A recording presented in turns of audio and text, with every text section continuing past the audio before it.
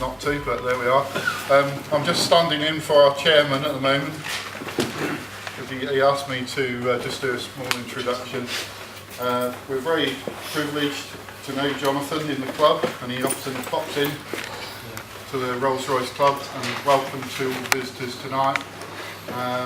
So I'm going to hand over to Jonathan G4KLX straight away to talk about his fantastic multi-mode digital voice modem. Jonathan. Hello. Evening indeed. Can you hear me at the back? Don't particularly want to use the microphone unless I have to. Can you hear me? Yes. Excellent, okay. Yes, I am the creator of the multi-mode digital voice modem. This talk will be about that, obviously. There'll be a little bit of history about it. For the most part, it'll be a fairly high-level overview, but there are one or two fairly heavy technical things, because to be perfectly honest, I'm actually quite proud of the way I did it. It explains how I did some of the more complex things. But on the whole, I'm expecting this to be more of an interactive thing. So if there's something you don't understand or you have a question, put your hand up or hit me or something, and I'll try and answer your question. So, and also obviously afterwards, if you want to ask me questions about the mmdvm, which hasn't been covered, please do so then as well. So I'm hoping it'll be interactive, because I know at least a few of you are either running mmdvm hotspots or full repeaters. And I guess the people who haven't probably are going to do so at some stage in the future, I guess. So with no further ado, let's see if this works. Okay. A bit of history about myself and my involvement with digital voice modes. I started in 2009 with D-Star, a thing called what I called the D-Star repeater, which was based on a sound card, and that was used on GB3IN from 2009 until, was it last year, John? Yes. Yeah, from 2009 to 2016, that was 7 years. And as far as I'm aware, apart from the things like what's called the Satoshi boards, which actually used dedicated hardware, this was actually the first homebrew D-Star repeater. And over time, it started off as standalone, then it interfaced into some software called OpenG2, which was written by a guy called Scott. Once the UK Trust got wind of it and chucked us all off, we sort of had our own version of the Trust server, and then in later 2010, a group in Germany said, we can do better than this, much, much better. And they created IRC-DDB for D-Star. And of course they contacted me saying, will you support it? So I said, yeah, I'm revising for exams. Let's see what I can do. So instead of revising, I did the IRC-DDB gateway, like you do.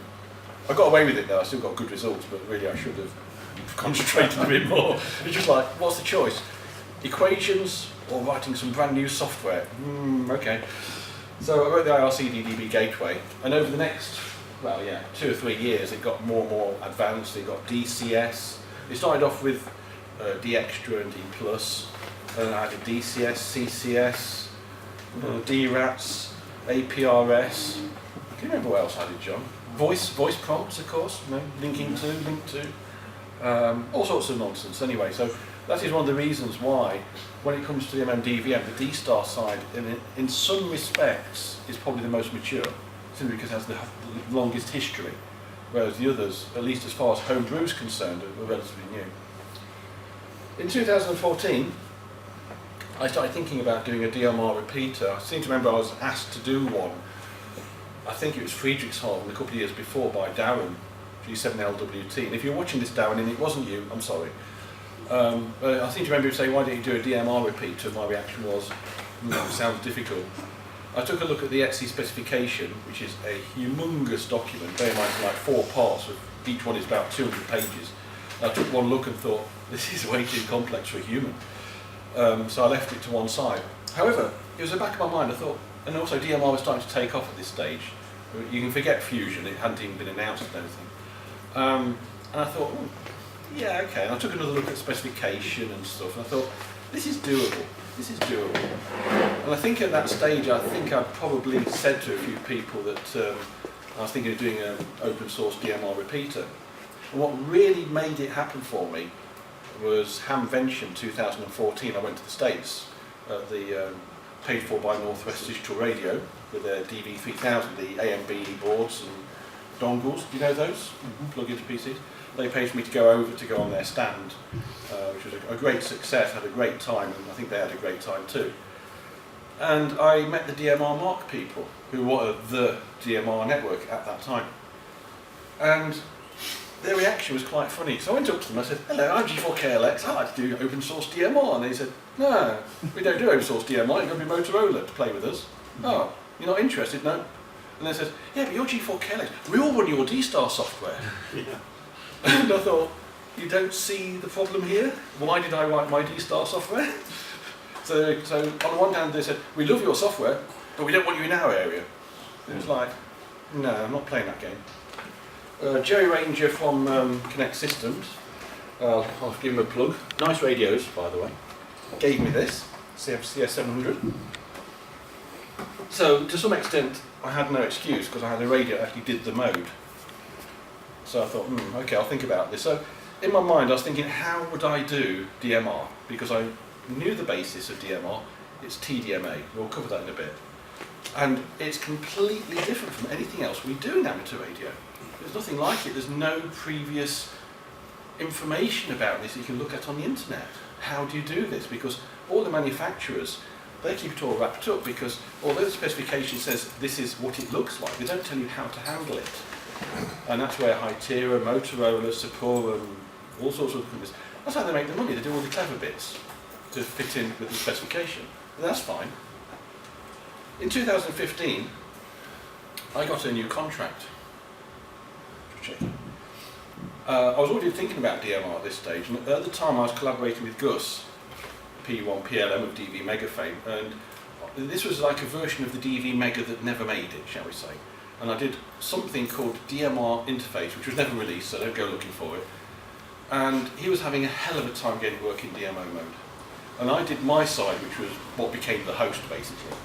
And I more or less had to understand it all at that stage. I had to read the specifications and go, yeah, that makes sense. And because there was no time constraint on it, I was able to actually work on it quite well. That product eventually became the DV Mega that did DMR, but that was probably about a year later, ultimately, or maybe a bit less. Anyway, I got a new contract in 2015 over at Romsey in Hampshire, which is about 70 miles from where I live, which is on the south coast now. And it was a lovely contract, I really enjoyed it, but it was too far to commute from home. I tried it for a week and almost lost my mind. 70 miles is a long way, especially on the M27, which is really unfunny road, and A27 as well. And so I ended up living in digs during the week. And I had a nice little room, middle of nowhere, almost no internet, no mobile phones, and no disturbances. And what did I do? Let's see if I can fill my time with something useful. Didn't particularly want to watch TV, for example. And so I started writing what became the mmdvm. I can't give you an exact date. In some senses, I wish I'd kept a diary. That would be quite fun to look back on and say, that was the date I started. I can't tell you. It was sometime during the summer of 2015 anyway. And I kept working on it. In 2016, I've got, I think the first version of the host came out, I think in January 2016. I've been working on the firmware for about 6 months at that stage. The first version of the host came out in January 2016, which did DMR and D-Star. And these topics will be covered in more detail later. In 2016 I did System Fusion. The last minute I added P25, because I said I would. And somebody very kindly from Australia sent me a nice radio from America. I wrote that one out. And in 2017 I did something called the DMR Gateway, which I'll cover very briefly at the end, which is my latest master idea, which seems to be taking the world by storm or something anyway.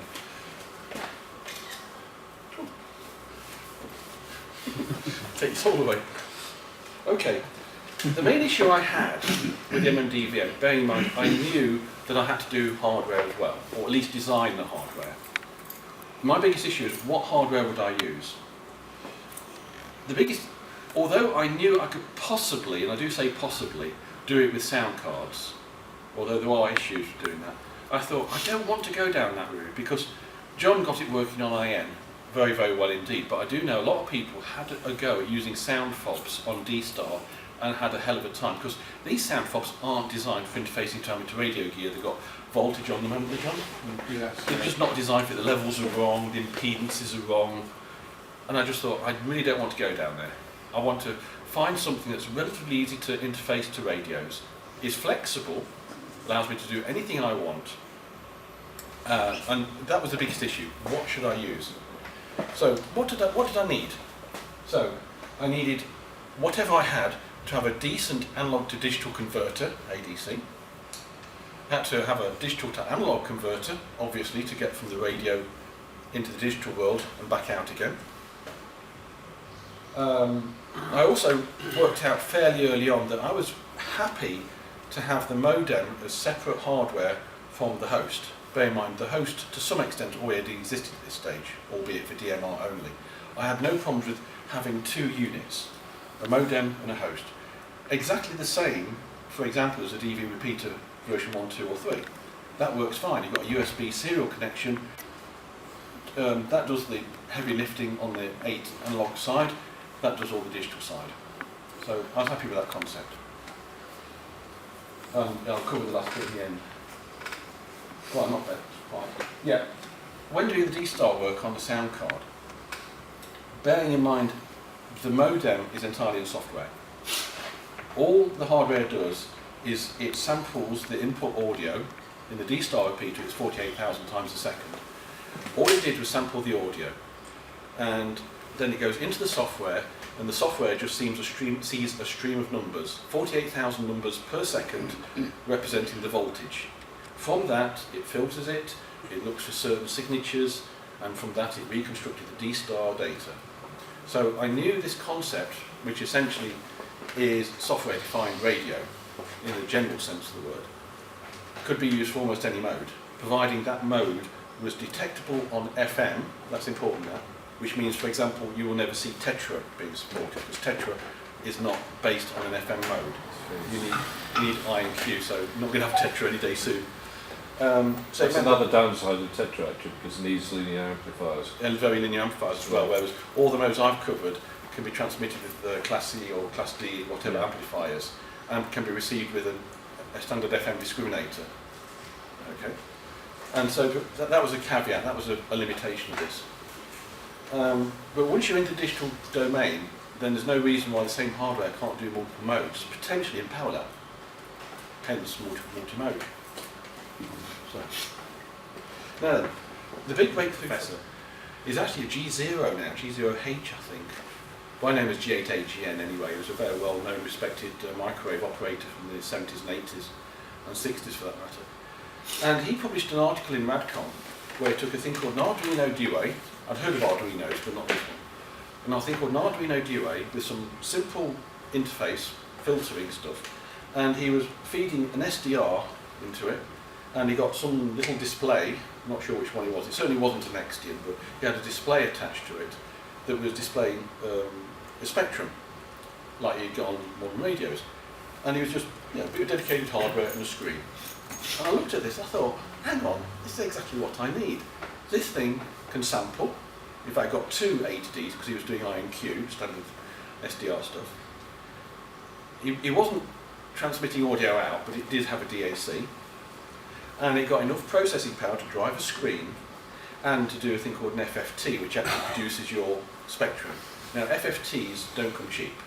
Require a fair amount of processing. So I thought, if you can do all that, this device, this Arduino Due, has surely got enough muscle to do what I need, the multimode digital voice modem. And at this stage, I was thinking purely in terms of D-Star and DMR. The rest came later, D-Star and DMR.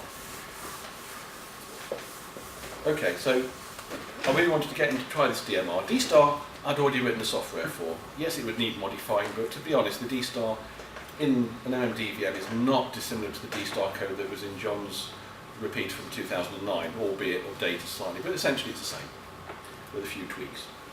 But DMR represented a new challenge for me, and I love challenges, something new, and especially when you got people like DMR Mark saying, no, can't do that. I thought, bad thing to say. So I started looking at TDMA. Now the first thing I had to look at was time domain multiple access. What the hell is it? I knew conceptually what it is. Time domain multiple access. The idea is that things are split in time. Somebody transmits, somebody else transmits, somebody else transmits. Tetra is 1, 2, 3, 4, 1, 2, 3, 4. DMR, 1, 2, 1, 2. There are various other systems out there. GSM, for example, is TDMA. Although I don't know how many slots they have. 4 slots. Is it 4 slots? Yeah. But I think a base station normally has more than one receiver, doesn't it? So you get 4 slots times and receivers. But, so the concept is known. There's nothing outrageous about it. Tetra is TDMA. Yes, this will never do Tetra, but the concept is the same. So let's look at what TDMA is. Let's look at the challenges that I had to get the damn thing working. First of all, I knew it was possible. That's the important thing. TDMA systems exist. So although, as far as we're concerned, this is unique, the fact is other people have done this and it works. Admittedly, manufacturers. It is not rocket science. It is not impossible. I've already mentioned about 2 slots. So for this TDMA, we've got 2 slots, which basically means your repeater, your single frequency repeater, can have 2 QSOs at once. We already know that, of course. We see that all the time. But this is what is called a 2-slot TDMA system. Slot 1, slot 2, slot 1, slot 2, slot 1, slot 2 in time, albeit a lot faster, of course. The good news is, from the point of view of the implementation, is the repeater transmits continuously. Now that's a big important thing, because one thing we've never done in amateur radio, or very little, is actually design transmitters that can transmit very quickly and switch off very quickly, which is required for TDMA operation. In DMR, it talks about a rise time of about 1 millisecond maximum, something like that, and a drop time of 1 millisecond, and it's got to be very accurately timed.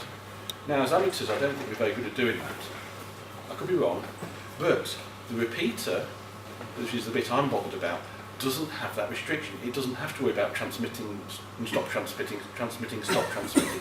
It transmits continuously, just like on D-Star, System Fusion or P25.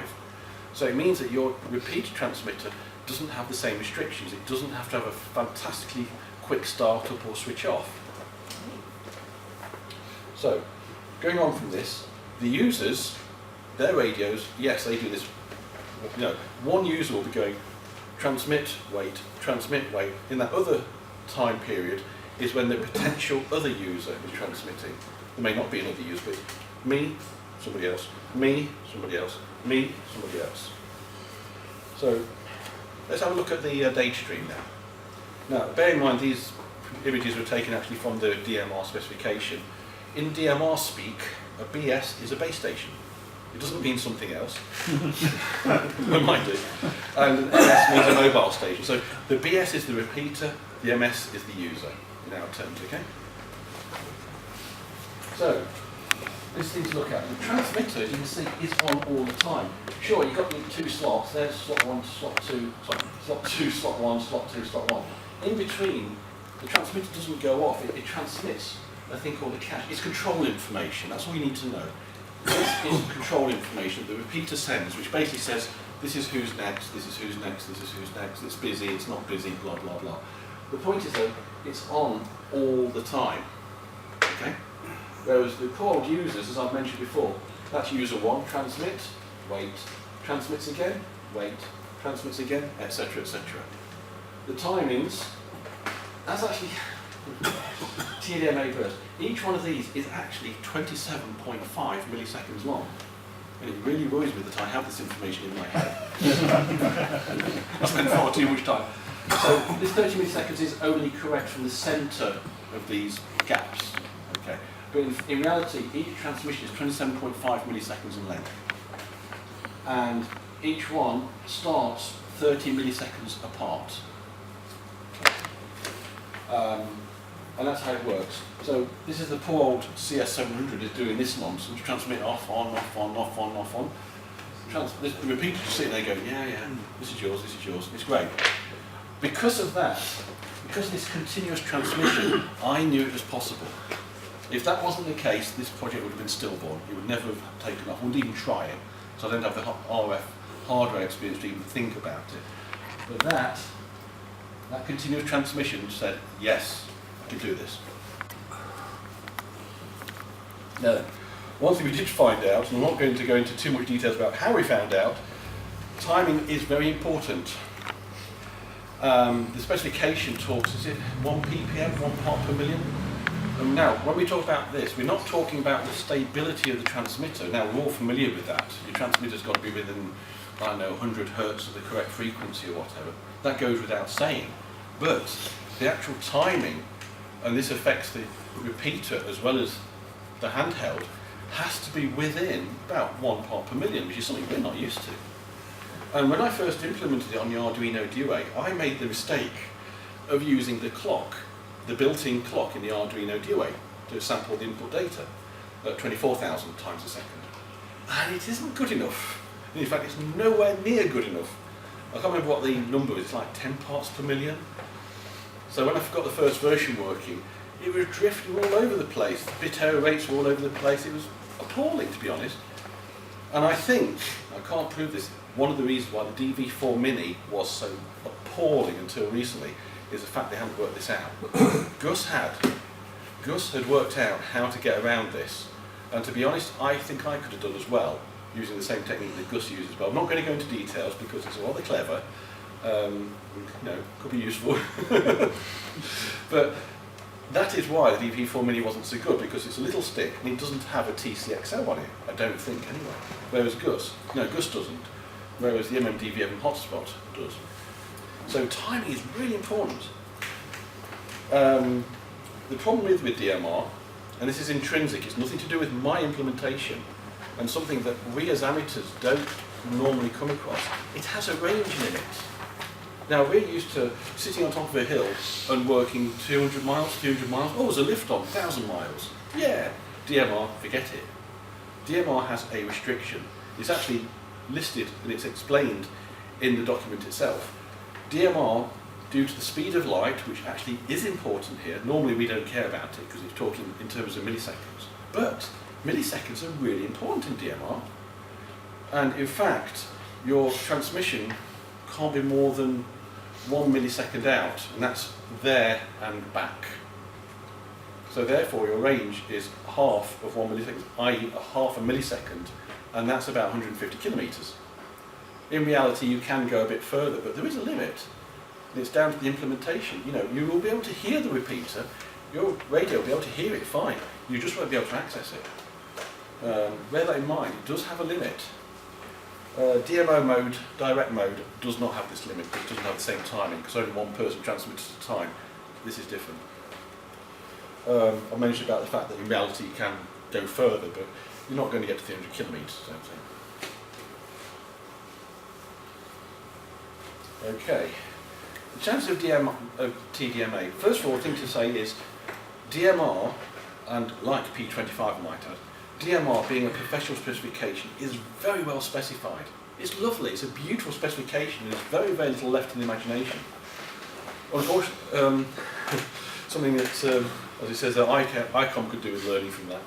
And to a lesser extent, the Yaesu, the System Fusion, is slightly better, but still quite a bit that's left a little bit hazy.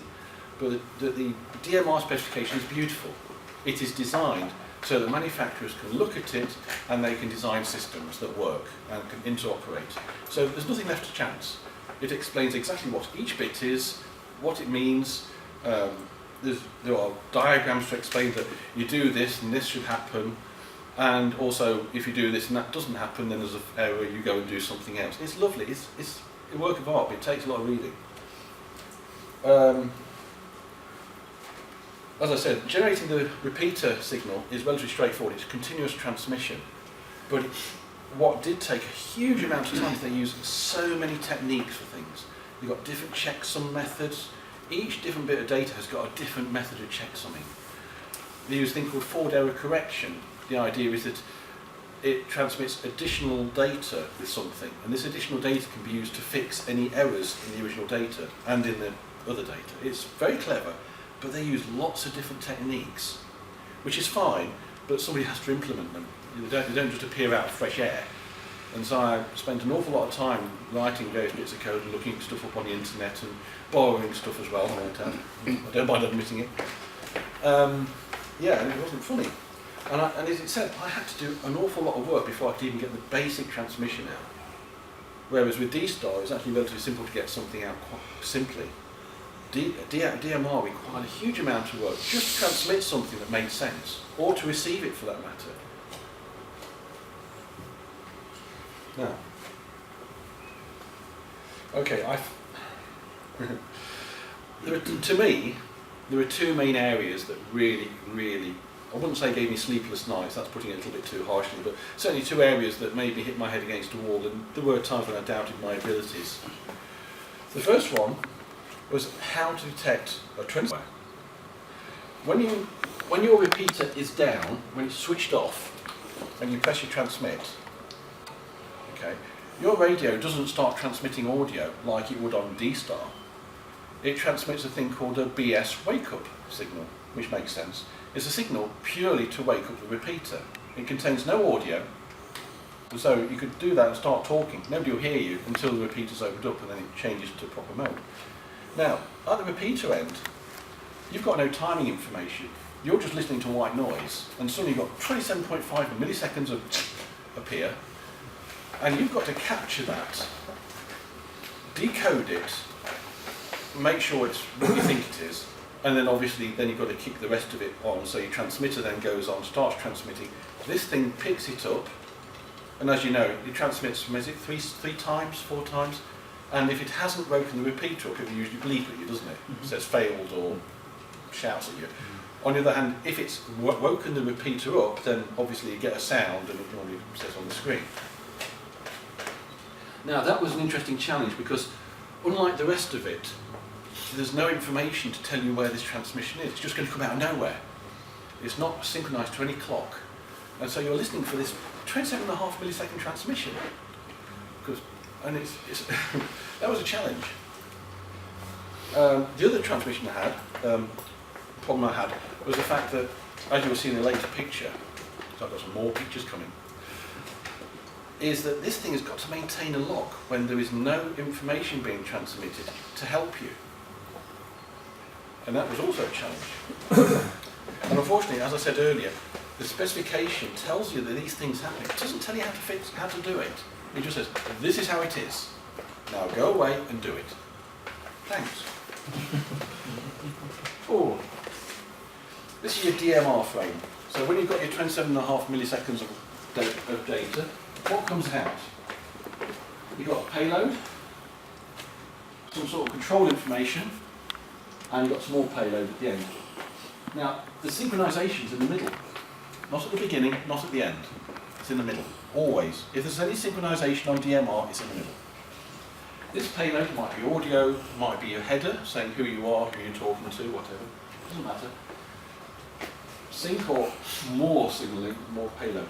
Thing to bear in mind, on all our digital voice formats that we use, D-Star included, the audio is in packets of 20 milliseconds.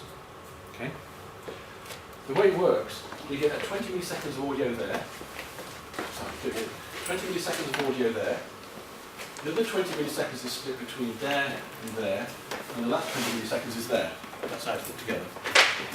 The thing to bear in mind is that although the standard for audio for DMR is more or less defined, we all know what it is, it all works fine.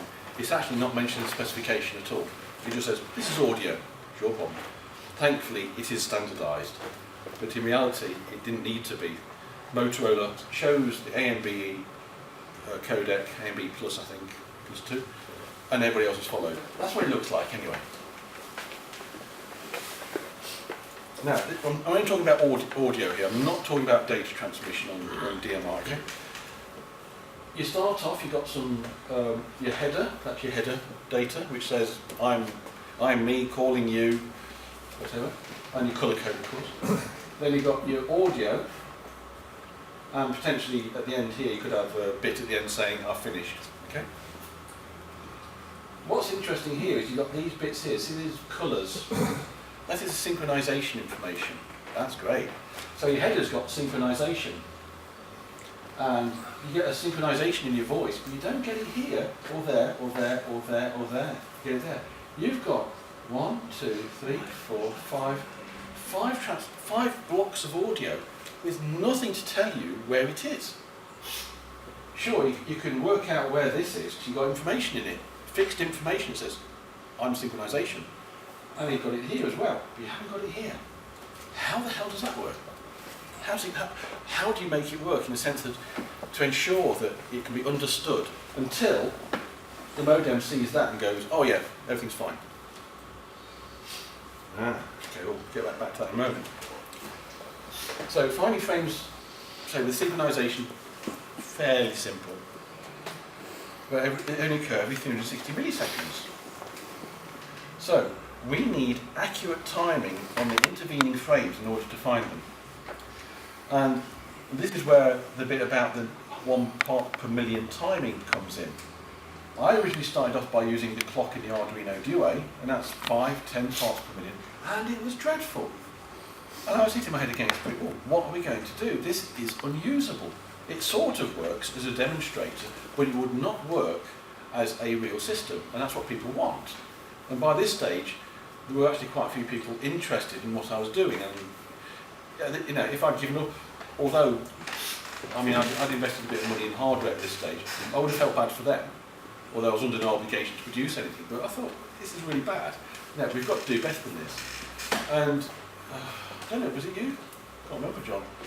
Anyway, what we eventually decided that the outcome was we realised that every mmdvm modem had to have a temperature controlled crystal oscillator associated with it, and purely for the timing, not for the frequency stability of your transmitter, no, purely for the timing of the internals, so that when it was sampling, it was exactly the right place, within a very, very high tolerance. This took a bit of programming because we had to persuade the Arduino Duo to accept as external input, but it worked. Yeah, so, oh, thank you. Internally, the mmdvm uses 24 kilohertz sampling rate. Perhaps I should have used 48 kilohertz, but never mind. 24 kilohertz sampling rate. And internally, I use those to count things. Because as it says there, 24 samples is 1 millisecond, which means I can count time very accurately internally. I've got a TCXO, which is 1 part per million, so I can actually quite accurately time things. The handheld, the MS, it is locked to the transmission of the repeater. Okay? It receives a repeater all the time. It transmits bursts. In between times, it listens to the repeater to find out, have I got the slot? Have I lost the repeater? It's always listening in between times. It appears to be full duplex in a sense, although it isn't. But the mmdvm has to synchronise with it. So, what have I written there? I can't remember. I wrote this a few days ago. I'm sorry about this.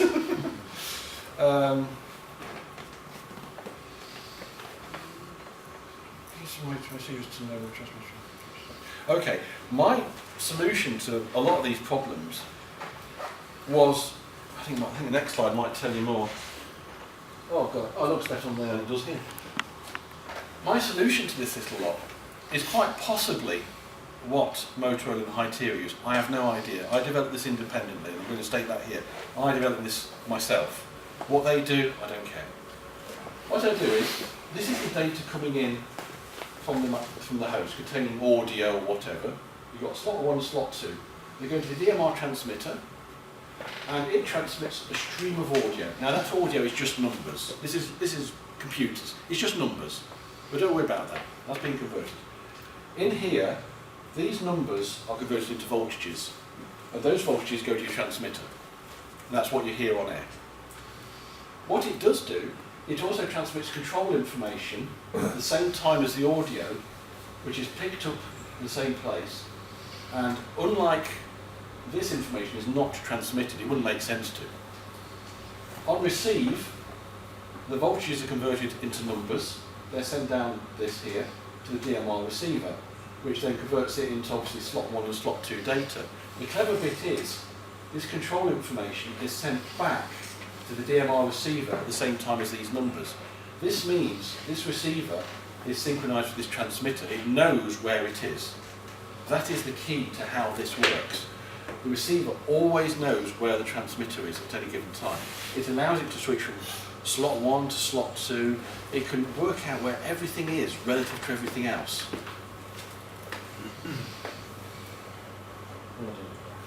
Okay, that was a bit quick. And this architecture, which I devised, allows me to handle the cases where you have no synchronization information for 360 milliseconds, because in here we know where the synchronization is relative to the control information. It's a number. It's a number. It just says this information starts at position 200.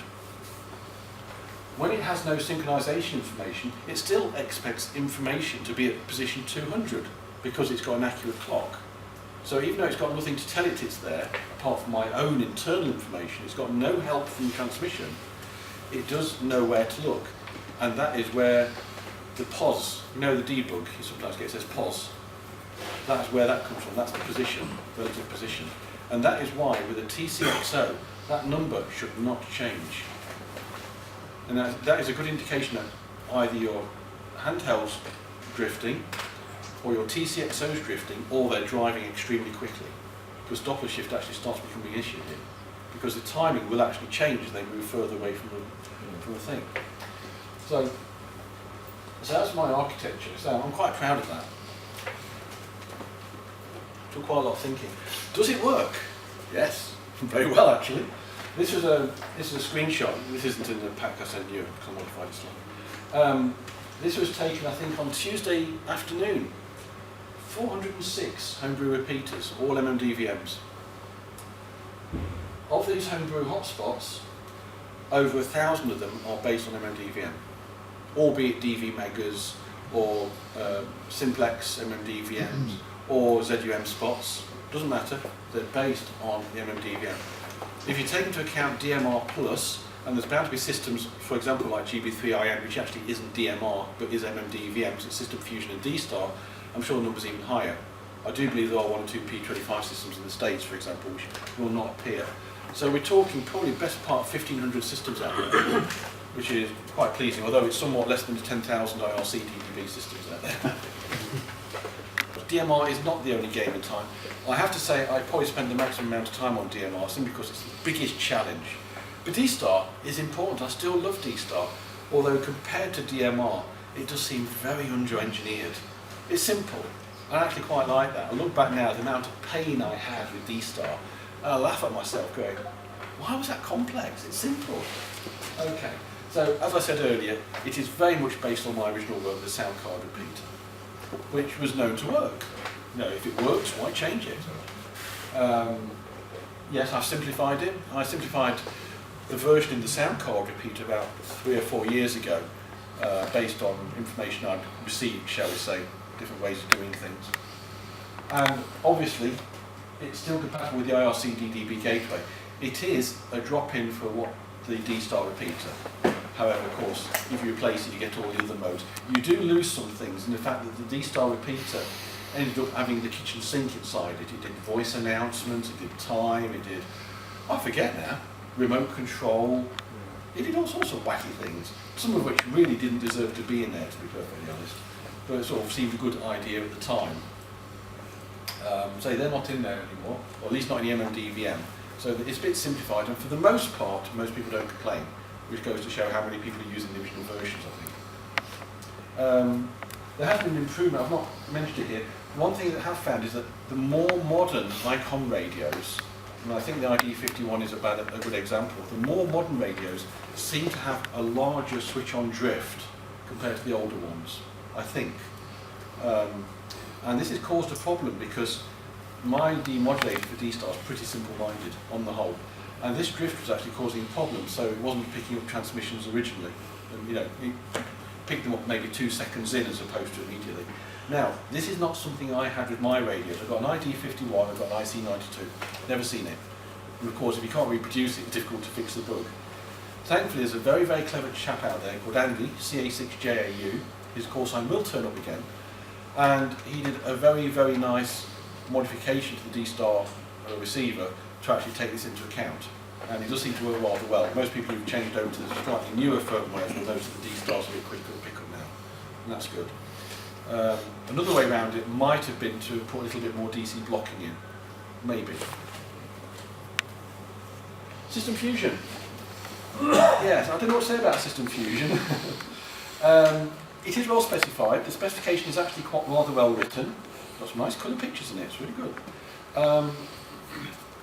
As a protocol, it's actually rather nice.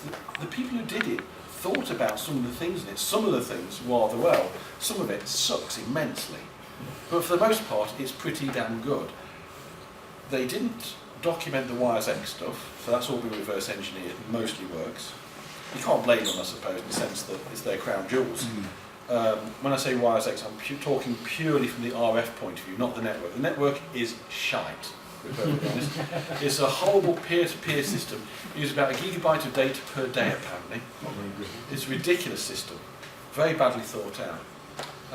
My system is compatible from the RF point of view, but not the network side. It's much simpler, fairly successful too. Somebody told me that one of the ASU people in America at some show said that System Fusion was the same as P25 but with 1 bit difference to make it incompatible. No, nowhere near, mate. But I'll give one thing. It may not be compatible, but I would say that System Fusion probably is a second cousin of P25. The frame structures are similar. So I can't help feeling they probably looked at P25 and added to it and simplified things and added other things to it. So utterly incompatible, but I get the feeling that they looked at it and learned something. Because it certainly is very different from D-Star and DMR for that matter. One thing I didn't cover here, of course, is the fact that when System Fusion came out, the repeaters were rather wide, weren't they? Very, very wide transmissions, well above 12.5 kilohertz spacing. I think there were 4 kilohertz deviation, Dom? Something like that? Yeah, very, very poor. Doesn't fit in with European band conditions whatsoever. I heard a story that in Germany, they apparently turned around to Yaesu saying, you fix your transmitter or we don't put them on air because they don't fit the bill. Whereas over here it goes into care quite so much, to be honest. For whatever reason, they now have a narrow mode, which I implemented as well. So you can it's actually quite narrow. It's about the same as DMR, I think. Silly Yaesu. Another problem that System Fusion's got, which I haven't listed here, is that on D-Star, you've got a thing called RPT1. If RPT1 doesn't match your repeater, you don't open the repeater up. Super. On DMR, you've got a colour code. If the colour code doesn't match your repeater, you don't open it up. That's super. On P25, you've got a thing called an NAC. It's like a colour code. If your NAC doesn't match, you don't open the repeater up. It's brilliant. The ASU System Fusion, what's it got? Nothing. It's got nothing. If you've got 2 or 3 or 4 System Fusion repeaters on the same frequency, and you go on top of a hill, you press your PTT, you'll open them all up. They are the equivalent of carrier access. There is no control. And I can't help feeling that shouldn't be allowed. Because everything else has got the concept of some sort of selective calling, CTCSS on FM, colour code, RPT1, whatever. System Fusion doesn't have anything like that. That's dreadful. I think it's dreadful. It shouldn't be allowed.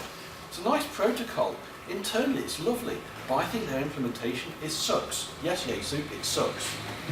Pretty awful. Following on from that, anyway, I created my own open source reflector system. On the RF side, it uses Wires X. You've got a nice button on the front of your FT1D, FT2D, whatever. You press that, you can get a list of reflectors, you can choose it, you can do all sorts of clever things. That, I think, is very nice. It's been well thought out for the amateur market. Shame the rest of it is so rubbish. P25. I'm going to show you this because this is probably one of the few XCS 3000s in the UK. As you can see, it's rather large due to the fact it's 1990 technology. It weighs a lot. It is a police radio.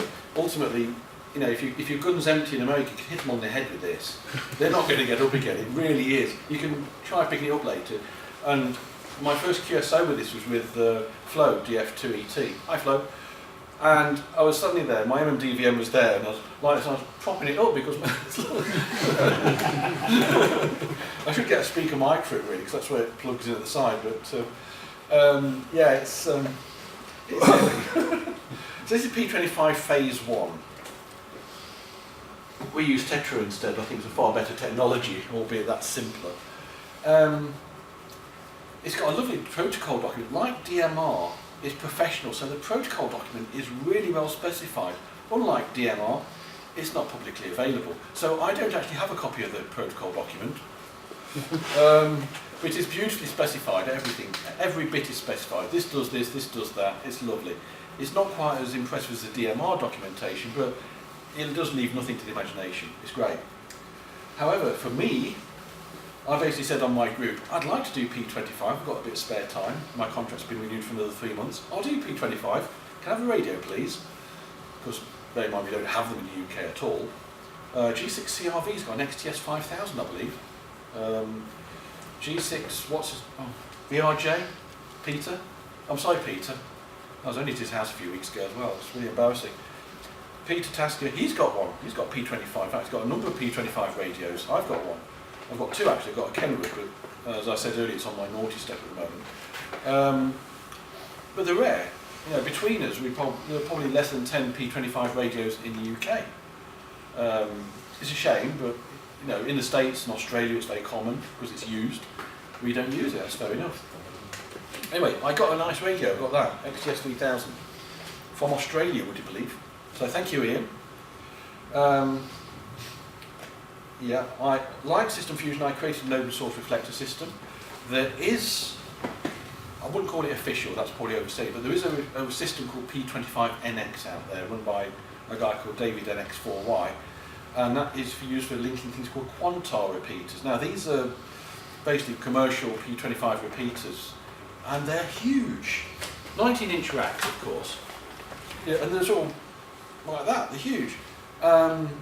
I'm sure they're very clever inside, but it's old technology basically. You know, compared to an mmdvm, they're massive, and you have to use it with a particular Cisco router, and that's P25NX. So I have designed my protocols to be similar to P25NX to hopefully enable interlinking between my stuff and the Quantar network. The biggest problem is the network protocol is not documented everywhere, and it's got lots of magic bytes in it. And a link has already been tried and it doesn't work. And to be honest, nobody knows how to make it work because it has these magic bytes that do things and nobody's worked out how and why. Maybe one day, maybe one day. Okay, so how does it all fit together? So we've got all these lovely modes. I really don't think running 4 modes is probably a good idea except for a hotspot. So I think it just gets a bit too confusing for users. However, that's not a protocol issue, that's more a usage issue. What the mmdvm does do, and things like the DV Mega doesn't do, and this is not a criticism of the DV Mega by the way, because it has to operate differently. The mmdvm, because of all this, can listen to all modes simultaneously. All 4 modes, it sits there listening. And luckily, at least some of the modes share the same filters, which reduces the load a bit, which is very nice. Only 1 transmitter's active at a time, that makes sense, that'd be very confusing.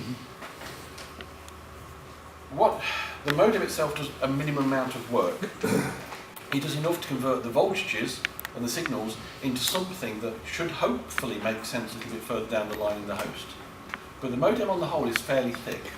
It only understands the bare minimum just to encapsulate this stuff. Unlike the DV Mega, the poor DV Mega has 1 transmit receive chip called a 7021, and in order to do all the modes he has to keep switching from mode to mode to mode to mode to mode, scanning all the modes until he receives one of them. I don't have that issue, but the only way round that Gus or anybody else could get around this is literally to have multiple transmitters receivers in parallel, and that starts getting really silly. So that is one of the reasons why DV Mega sometimes can be a bit slow on the take-up, simply because you have to wait for it to get onto your mode, then it will receive it and come on. Now, so I've told you that the modem does the minimum amount of work necessary. The host itself, which normally runs on a Raspberry Pi or something else, it doesn't have to be, That's the bit that is very clever. That is the bit that receives the data from the modem, and it looks at the data and it goes, yeah, I want that. Because it does have the right to look at the data and say, nah, it's the wrong colour code, or it's the wrong RPT1, nah, not interested, and ignore you entirely. So just because the mmdvm has received something doesn't mean to say you will be in that mode. The host has to make the decision based on your colour code, your call sign, NAC, or any other thing you need to know. The host also, of course, supports nice little screens. You can see a Nextian sitting on the front of this one. This is GB7JM. Say hello to him later. It supports quite a few screens. Tony did a lot, which is a sort of simple dot matrix screen. Bruce, who you probably know from the ZUM boards, introduced me to the Nextian, which are the little coloured things you see there. Very simple to use, but it took me about 3 months to work out how simple they were. It's not because I was thick, it just couldn't be asked to look at it. Swore. But yeah, I had this thing on my desk. He sent it to me saying, have a look at this, Jonathan, it could be interesting for your project. It's like, yeah, I'm doing DMR. And then one day I thought I'd look at this and I thought, actually, I think he's right. And you can see my wonderful, how can I, graphics design. Yes, no expense spared. And just before I finished my contract, because unfortunately, or fortunately, depending on which way you look at it, my contract in Romsey ended at the end of November last year, which meant that my time for doing this stuff reduced considerably. But then again, my time as a family man increased considerably. So, you know, of course. But just before I left Romsey, I produced a thing called a UMP, which I'm actually quite proud of, which stands for the Universal MMDVM Peripheral. And you did some work on that, didn't you? Yeah. And basically it's like a complete modem, except it's got no modem. You say, what the hell's that for? Well, I'll show you on the next picture. Oh, this is my MMDVM. Okay, that's just a little bit of power conditioning and fuses and voltage stabilisers. Yeah. That's the receiver, that's transmitter. These are the FC301Ds, can't get them anymore. Rather quite nice little data radios and about that wide and about that long. They run about 5 watts, but I've got them down to about 1 watt at the moment. That is your standard Arduino Duet. That's a ZUM 1.0. That's a ZUM TCXO. You'll notice that the TCXO is not integrated into the board. This is because this board was designed before we knew we needed a TCXO. It's not because, well, yes, we thought this is the way to do it. No, it isn't. So that's why the TCXO board came later, because we found out we did need it. And why the ZUM 1.01 and NTH and all the other boards since then have got a built-in TCXO, but that shows it's authentically old. That's a nice little Nextian sitting there saying useless things. That's a UMP. That is a teensy. Have you seen me talking about teensies? I think they're great. That's a teensy 3.1. That is 1 inch long and ½ an inch wide. And it runs almost as much processing power as this damn thing. A little bit cheaper too. When I said the UMP, remember I said this Universal MMDVM peripheral? It does everything this does, i.e. it does all the control lines and it drives the display, but it doesn't have a modem. Okay? So the idea is that in theory, if you had a DV Mega, you could run a UMP as well, and you could have all your beautiful displays and everything as well. That's the basic thing. If you're not running a Raspberry Pi, for example. So basically it's an HD, like a level converter and everything. It's very simple. I might point out, by the way, that's running a 72 megs ARM. Bear in mind, you can actually run this on the basic Arduino Uno as well. It doesn't have to be anything special whatsoever. Just me. Yeah, my latest baby, which has been out for a month, has it? Well, actually been out for a couple of weeks. Well, yeah, but for me, well, John's been getting it for a month anyway. But yeah, publicly it's been out for two weeks. One of the problems of DMR is that networks are centralised. Now this is intrinsic because your high tierers and your Motorola repeaters, unless they're not standalone that is, are used to the idea of connecting to some centralised network. Am I right here, Don? You know, the idea is if you have more than one repeater. Yeah, or one to each other. Yeah, you know, they're not designed for what we're doing. We're doing clever things. We've got the biggest DMR networks in the world, I think, probably. There's probably nothing like it commercially. But the problem is, once you connect it to a network like Brandmeister or DMR Plus, Phoenix in the UK, you're on that network, and the mmdvm followed that template. And over time, people have asked me, could you have more than one network? Yeah, maybe, we'll see about it. And then Jean-Luc, ON1JL, ON4JL, I forgot now, he does the XLX D-star reflectors, and he says, I'll do DMR. Now, he's a very clever guy, Jean-Luc, and so he put together a DMR reflector. Not only that, we've put a link in between DMR and D-star.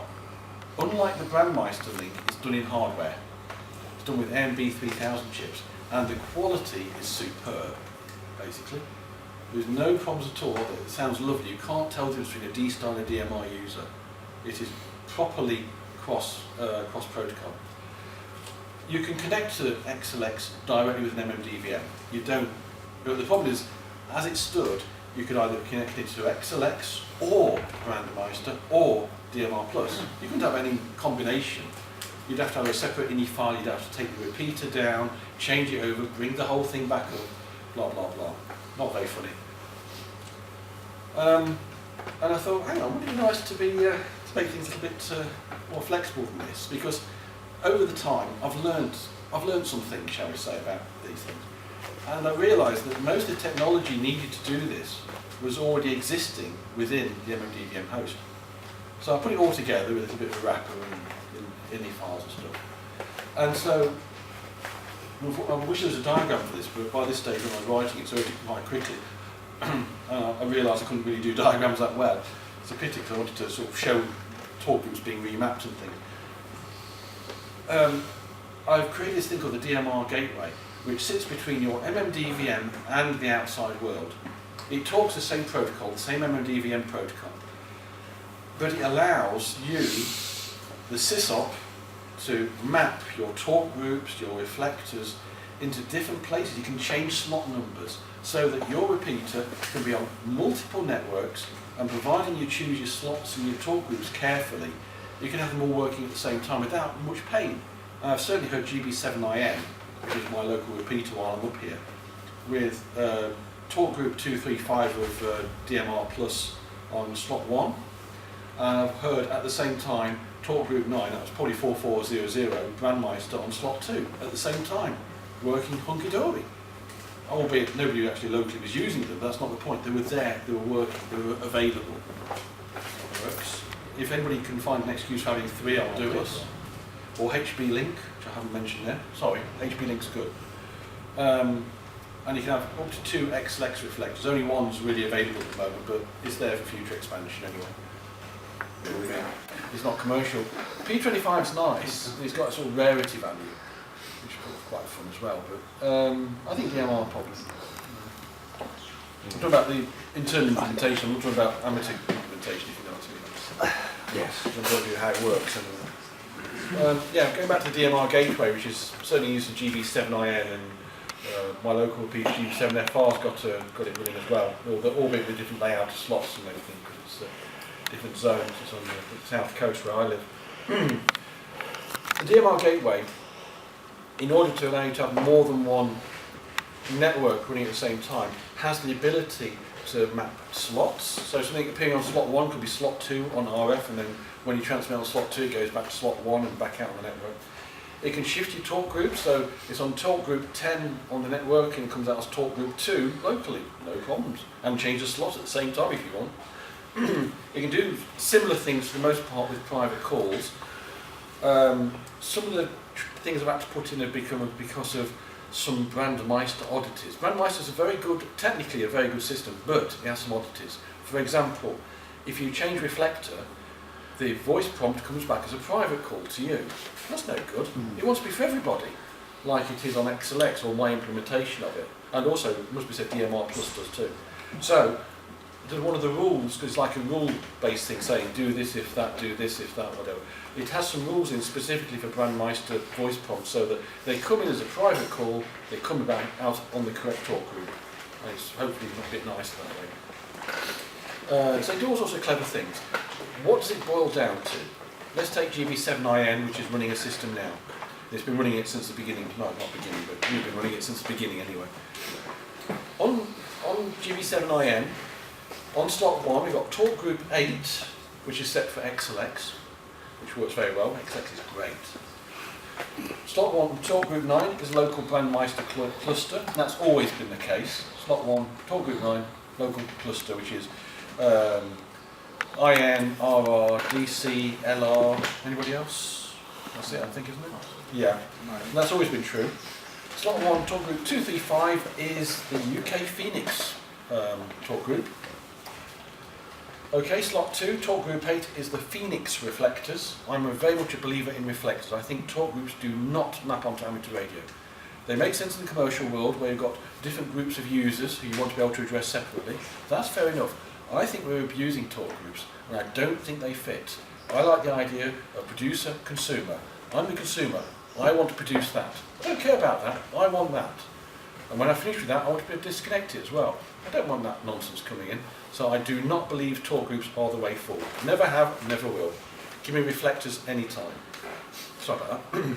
Slot 2 to talk group 9, BM reflectors. Nothing's changed there. That's always been the case. Slot 2, talk group 844 is local Phoenix cluster, which as far as I know is not particularly used, and it's only IN, I think, isn't it? It's E-spin it's been created. Okay, so that's YSK as well, RE? Yeah. Yeah, so it's got a few on. I'm not seeing the activity on that yet. So that's what IN's got. It's possible that may be too much. We don't know. Because obviously, if you've got a lot of activity on all three networks, XLX, DMR Plus and Phoenix, potentially you could have contention and very unhappy users. So you've got to hit a happy medium here. And unfortunately, being new software, the happy medium depends where you are in the country possibly and what your users expect. If your repeater's been a Brandmeister repeater since the year dot, like IN or RR, then it probably makes sense possibly to favour Brandmeister, so people don't get too confused. On the other hand, if you're DMR Plus, it might make sense to favour DMR Plus. That's not for me to say, that's for you. That's down to your configuration, which I think is quite complex because it's a complex system. But it's there anyway. It gives you the tools, and the tools will get better. I've got one or two ideas in my head to hopefully improve it. Ooh, third one. This is also IN. Slot 1, private calls 4000 to 4026, control the XLX reflector. Thanks to Tony here today. Was it today or yesterday? We have all the status of it? Yeah, status. That's yesterday. Yesterday. You can now do 5000 if you get the latest one, which does the status just like it does on Brandmeister and DMR Plus. What it doesn't sound here is that you can actually remap these. So 4000 to 4026 is the default for XLX, but you can remap them, so you could actually shift them to be 7400 to 4026 instead, if you want to. The whole point is to make them unique. To control the Phoenix ones, you use those numbers. The idea being that you use slot 8 for it, and that reminds you that slot 8 is used for it, that's all. It could be any number you like, but it's nice to make it logical so that people don't get too confused. 9 there, because you're using talk group 9 as default, but you don't have to. It could be 99, it could be anything. The one thing it does say here, great potential to cause chaos. This is the Swiss Army knife of DMR. And like any Swiss Army knife, you can cause mayhem with it. My main concern is that every repeater could end up with completely different mappings.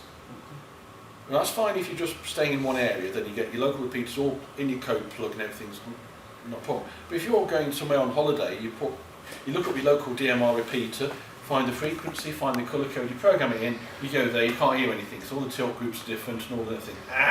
What do you do? Because after all, we don't have front panel programming on most of our radios. I don't know. What I would say is, I would like to think that for every country, or at least every region within a country, there will become some sort of standard to say that if you're in this area, this is the sort of layout. There will be minor variations, but this is the sort of layout you can expect to find. I'm hoping this will happen. Please. I believe that competition is good. Now, I like BM. I've had no problems with the BM people. For the most part, I've had no problems with the DMR Plus people. And Jean-Luc is great fun. But competition is good. If any one network thinks it's going to win the battle and kill all the other networks off, that's not good. No. So therefore, I'm hoping with this that all networks will be kept on their toes.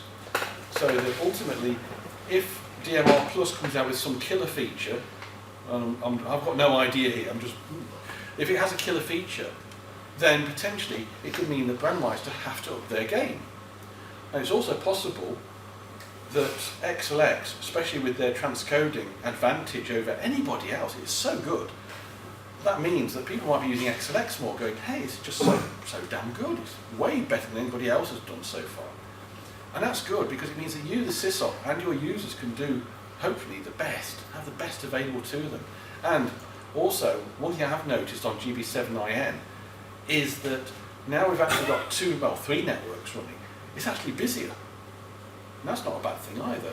We need to keep the bands busy. Use it or lose it. They've been saying that for the last 30 years, and it's not changed. It's still true now, if not more true now than it was 30 years ago. Use it or lose it. So if your repeater's transmitting traffic, anybody doing a spectrum search to see how much usage there is, if he sees all these repeaters transmitting, he's not going to see what's on them. He's going to say, that's used. That's great. It's good for us. It means we're using our bands, and hopefully it means that the primary user or potential primary users are going to go, don't want that. Too much interference. Too many people doing stuff. So this is right near the end now. So in 2005, I set out to write a DMR repeater system. For the life of me, I remember sending an email saying, wouldn't it be nice if we did D-Star DMR System Fusion and P25 Phase 1? Yes. Fool. However, I did achieve it. As it says there, I did toy with the idea, and I say idea, I did no work on it. I toyed with the idea of actually adding an FM repeater as well, just to mix it up a bit. Let's not just do digital voice, let's do audio, FM. I got over that fairly quickly. I laid down until the feeling went away, but ultimately it did cross my mind. But it turned out the problems behind it were not as deep-rooted technically as you'd imagine, but actually in other areas. I'll explain if somebody's interested, but it's interesting. I also hoped at the beginning to support multiple hardware. The Arduino Duo is a great bit of kit, but you know something? It's discontinued. Buggers. They discontinued it at the end of 2014, I think it is. Now, don't get me wrong, you can get clones from China and they work well, okay? Don't be put off. I think they use authentic chips, so therefore there's not much to go wrong. However, I would say, I've got a clone at home sent to me by Bruce. It works great. You take the power off, it forgets everything. So you put your power on, you have to reprogram it again, then use it. So it works great until you lose the power. Not good. So I support the Arduino Duo, which unfortunately is a dead end basically, because they're not doing a follow-up to the Duo.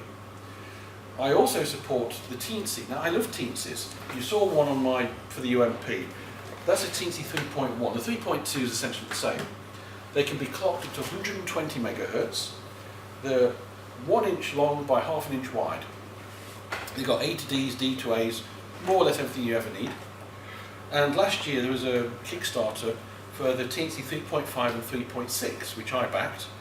The 3.5 is a lowly 166 megahertz. Yeah, rubbish. The 3.6 is 180 megahertz. It's 2 inches long and half an inch wide. And it runs mmdvm beautifully, as does the 3.2, I might add. People are producing boards, and of course, you imagine, they're rather small. It also runs on STM32 chips. John sent me an STM32F446RE. Doesn't that just trip off the tongue? That too runs at 180 megahertz. And people have got repeaters running using them, and they're great, and they're very cheap. 10 quid, is it? Yeah. 10 quid for the board? Quite a large board. 10 quid off eBay for one of them Yeah. as well. The Teensies aren't that cheap, but I think they're a really nice bit of kit. The host itself, as opposed to the modem, runs on just about every Linux version known to mankind. It runs on Windows. I actually developed on Windows. So that's embarrassing. The debugger's better. Honestly, good. But yeah, I develop on Windows. I'm sorry. Yeah. But I was involved with Linux since 1993, so I think I've got my pass on that one. And my call sign is in the credits as well. So the AX25 Netron rose for that. And since I started work on this clever guy called Andy, who got D-Star working better for me, he came out with a thing called mmdvm HS for hotspot. It uses the same chip as Gus does on the DV Mega. and it uses a more powerful CPU, another STM32. It does D-Star, DMR, System Fusion and P25. It's based on my mmdvm code, but obviously modified because it's not having to do all the same hard work. Like the DV Mega, it has to scan through the modes. So ultimately, if you're unlucky, you might have to wait a second or so till it picks up your transmission. But once it's in your mode, it will stay there and you won't have that problem. It's not saying anything bad about Gus or Andy or anything else like that. What has been really pleasing about this whole project is that lots of people have got involved. Not only verbally supporting me, so I had that with D-Star, no problem, but almost nobody helped me on D-Star, very few. On DMR particularly, but the projects in general, a number of people have got involved. Obviously you get plenty of people hangers who do nothing, but you get plenty of people who say, hang on, what about this? That's a good idea. Or sometimes, what about this? No, that sucks. But no, often it's a case of, no, that's a really good idea. It goes to the back of the mind, and sometime later you go, yep, that makes sense, do it. I've had people submit code changes, and Tony's done some work on displays and on the DMR gateway and all sorts of things, stop it from crashing. Not that it ever crashes, it's perfect software by the way.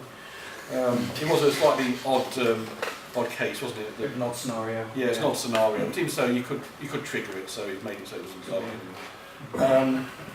And so people are helping me, which is great because I have much less time to spend on this than I had before. I've still got some great ideas. I can't do all of it. And so when people come along and say, I'd like to do this, it's like, yeah. I mean, at the moment there's EI7IG. I'm really sorry, John, if I've forgotten your call sign. EI8IG. He's doing APRS gateway in the DMR gateway. It's actually in a branch, that's why you don't see it. And he's currently working with the MD390. And trust me, MD390, it goes out on APRS5 from the DMR gateway. The idea is that will hopefully be expanded to cover all the different radio types, just like BM and probably DMR Plus does as well. And gateway in the same way that RCDDB gateway or the YSF gateway does. But that's a long-term plan. And unlike BM with their self-care, the idea is that each radio type would have a different destination. So if you've got a Japanese radio, you transmit your GPS to that destination. And if you've got a Kenwood, you transmit to there, you've got a Hytera to there, Motorola to there. And also it picks up the embedded GPS as well. And that will hopefully get over some of the problems of the self-care. And also if you've got more than one radio, it gets over the problem as well. So that's the idea. That's being worked on by somebody else, not me. Although I'm providing constructive support, but it's not my baby. That's really good. And at some stage, that will be rolled into the main DMR gateway and it'll be hunky-dory. And that's it. Thank you for listening.